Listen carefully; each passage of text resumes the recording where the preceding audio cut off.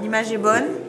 Bonsoir Clémentine Autain, heureux de vous retrouver après votre passage à Ajaccio. Ah, très bon souvenir pour moi.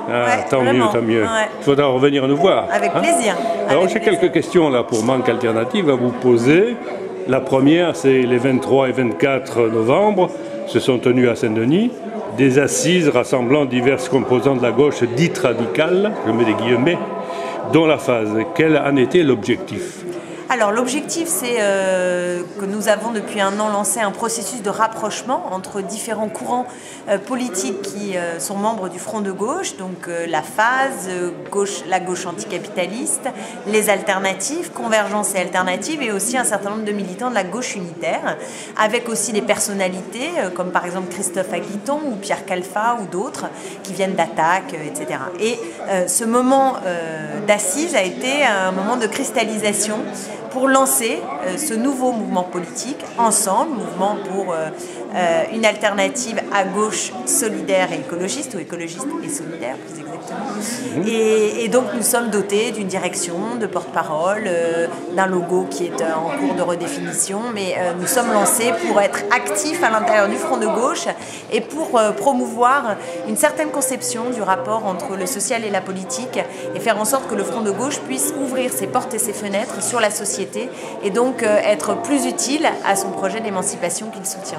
Alors qu'est-ce qui permet de différencier ensemble des autres partis de gauche comme le Parti communiste et le Parti de gauche? L'idée, c'est pas forcément de se différencier, c'est juste que les uns et les autres viennent d'histoires, de cultures, de traditions qui ne sont pas...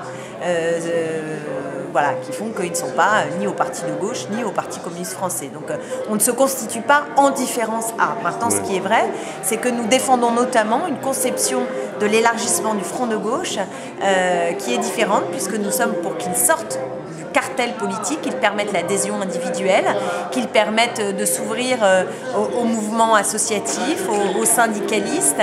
Et donc c'est aussi cette façon de voir grandir le Front de gauche que nous voulons faire valoir à l'intérieur du Front de gauche.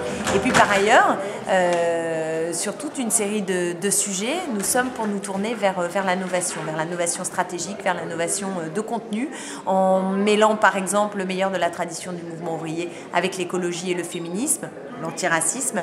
Donc il y a différents éléments qui font que nous avons une identité politique qui, je pense, sera complémentaire de celle du Parti communiste français et du Parti de gauche. Alors comment a-t-on apprécié au PC et au Parti de gauche la création de ce fameux troisième pilier du Front de gauche? C'est à eux qu'il faut poser la question. Franchement, c'est difficile, c'est difficile de répondre à leur place. Ce que je crois, c'est que le fait d'avoir un interlocuteur plus structuré, plus uni, mieux identifié, je pense que c'est pas mal pour le Front de gauche, de le sortir aussi du tête-à-tête entre le PC et le PG avec un acteur qui pèse. Je pense que tout ça est positif pour la dynamique du Front de gauche. Bien. Alors, dernière question, ça touche aux élections municipales et européennes. Quelle est la stratégie d'ensemble? Alors Ensemble a défini sa stratégie à la fois pour les municipales et les européennes en essayant de privilégier la cohérence politique. Donc nous sommes pour des listes de premier tour aux municipales sur nos propres couleurs, en rassemblant le plus largement possible, mais sur une ligne clairement à gauche, et donc qui n'est pas celle du Parti socialiste et d'Europe Écologie Les Verts, même si parfois Europe Écologie Les Verts tergiverse, il peut être au gouvernement et dans certaines configurations locales préférer la gauche radicale, tant mieux, on prend, dès lors que les bases politiques sont claires. Et pour les européennes, il va de soi que nous allons avoir de belles listes Front de gauche, j'espère peut-être élargies à des personnalités ou à des courants, à des nouvelles sensibilités, mais en tout cas pour dire non à cette Europe néolibérale et pour promouvoir une Europe sociale, solidaire et écologique. Alors, toute dernière question. Alors, à quand un prochain séjour en Corse, d'autant plus que Manque Alternative et le Parti de gauche ont décidé de présenter une liste aux municipales. C'est vraiment bien. Le Parti communiste préférant s'allier la liste sortante du maire social-démocrate Simon Renucci. Hélas. Hélas, je comprends le problème.